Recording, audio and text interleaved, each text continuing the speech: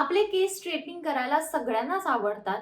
पण तुमच्या केसांसाठी कोणती ट्रीटमेंट चांगली आहे? म्हणजे hair rebonding, botox, straightening, keratin यामधली कोणती ट्रीटमेंट तुम्ही केली पाहिजे? त्या ट्रीटमेंट करण्यासाठी किती बजेट पाहिजे? ती किती दिवस राहणार आहे? किती महिने राहणार आहे? त्याचा खूप जास्त साईड इफेक्ट होतो का नाही? तुम्ही ती केली पाहिजे का नाही? ते देखील मी तुम्हाला आजच्या व्हिडिओमध्ये सांगणार आहे. चला तर मग हा आजचा व्हिडिओ आपण लगेचच चालू करूया. पहिलं आहे हेअर रिबॉन्डिंग. तर हेअर रिबॉन्डिंग आपल्या केसांचे स्ट्रक्चर बॉन्ड पहिला ब्रेक करतात. म्हणजे स्ट्रेट, कर्ली, वेव्ही यांचे नॅचरल बॉन्ड ब्रेक करून केस रिलॅक्स करतात. मग एक न्यूट्रलायझर लावतात, ज्याने केस नॅचरल स्ट्रक्चरवरून स्ट्रेट सिल्की स्ट्रक्चरला जातात. ह्या ट्रीटमेंटला कमीत कमी 3 तास लागतात केसांच्या लेंथनुसार. ही ट्रीटमेंट 2000 ते 8000 पर्यंत जाते आणि ही 6 महिने राहू शकते.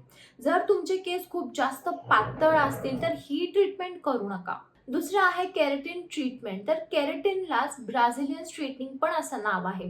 तर केराटिन ट्रीटमेंट म्हणजे काय, तर आपले जे केस असतात ते केराटिन या प्रोटीन पासून बनले जातात. आपल्या वयानुसार, एजनुसार जर न्यूट्रिशन कमी असेल तर केराटिन कमी होतं केसांमधलं आणि केसांमधली शाईन कमी होती, केस ड्राय फ्रीझी होतात. तर केराटिन ट्रीटमेंटमध्ये केराटिनच आपल्या केसांवर एक केराटिनचा कोट दिला जातो. पण हे नॅचरल नसतं, हे केमिकली असतं. ही ट्रीटमेंट 2 ते 6 महिने राहू शकते. तुम्ही कोणत्या प्रोफेशनलकडून ही करून घेता त्याच्यावर डिपेंड आहे. जर तुम्ही चांगल्या प्रोफेशनलकडून जर ही करून घेतला तर नॉर्मली 6 महिने ही ट्रीटमेंट राहते. ही ट्रीटमेंट जर तुम्ही करणार असाल तर तुम्हाला 2 ते 6 हजार पर्यंत खर्च येऊ शकतो. पण एक लक्षात ठेवा की केराटिन ट्रीटमेंटमध्ये ना फॉर्मलडिहाइड हे केमिकल वापरलं जातं आणि जर तुम्ही तुमच्या केसांची काळजी घेतली नाही तर पुढे जाऊन तुमचे केस खूप जास्त डॅमेज होणार आहेत. त्यामुळे केराटिन ट्रीटमेंट करायच्या आधी सगळे त्याची टिप्स वाचा. मी ऑलरेडी एक व्हिडिओ बनवला आहे, तो देखील तुम्ही जाऊन चेकआउट करू शकता.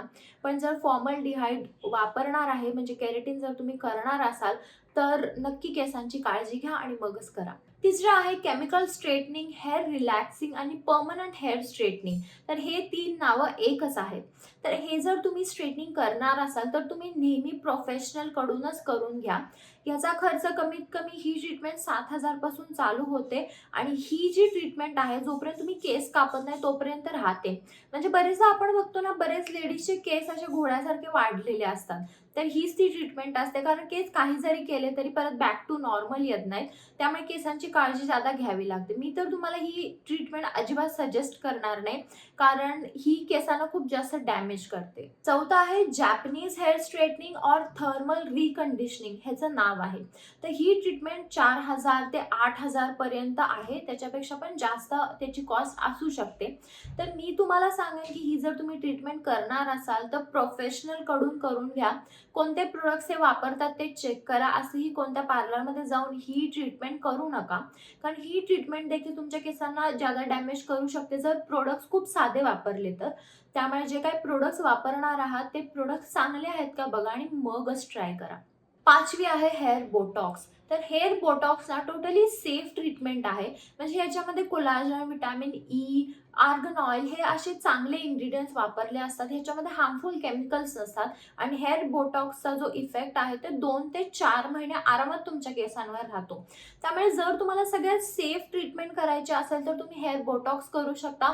पण परत एकदा तुम्ही चांगल्या पार्लरमध्ये जाऊनच ह्या सगळ्या ट्रीटमेंट्स आहेत त्या करा.